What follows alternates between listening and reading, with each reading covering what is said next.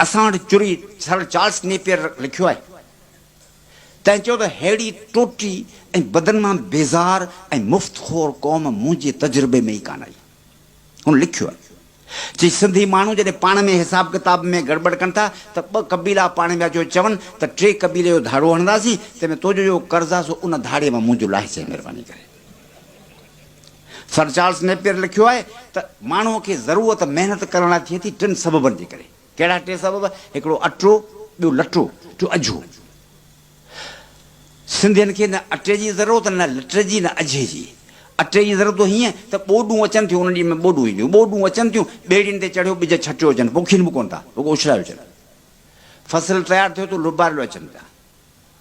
ऐं लटो पाइनि कोन, छो त आबहवा एॾी सख़्तु आहे कोन सियारे जहिड़ी असां वटि आहे जो हुन कोट ऐं गिढला ऐं पैसा ऐं ख़र्च गोर ॿधियो पुठियां अगड़ा डोड़ंदा बोड़नि, लटे जी ज़रूरत कान्हे।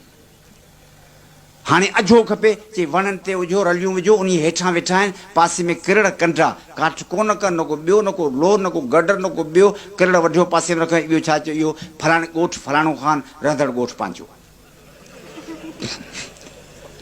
कंहिं शइ लाइ हिननि माण्हुनि खे कुझु बि करिणो कोन्हे। हीअ उहा क़ौम आहे जेका रुॻो पई हले। जे मलेरिया जो असरु अथनि, मलेरिया जो कुझु असरु थियो आहिनि, कमज़ोर बदन ऐं कमज़ोर आहिनि, हिननि जी वॾे वॾी सनत आहे सुस्ती ऐं थधी हवा में हवाऊं खाइण।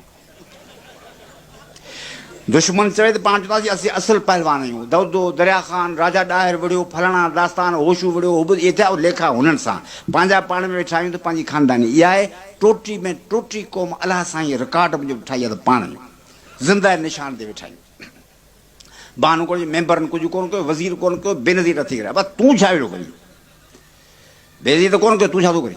काला बाट मिला, तूं छा थो करी? बिहारी लाइ तूं छा थो करी? हीअ जे पंहिंजा घरनि जी आदमशुमारी कोन थिया, त तो वात मां अखर कढियो आहे, न चवणो ई कोन्हे, कुझु ई कोन्हे। इन ॻाल्हि जी सूरत हाल जो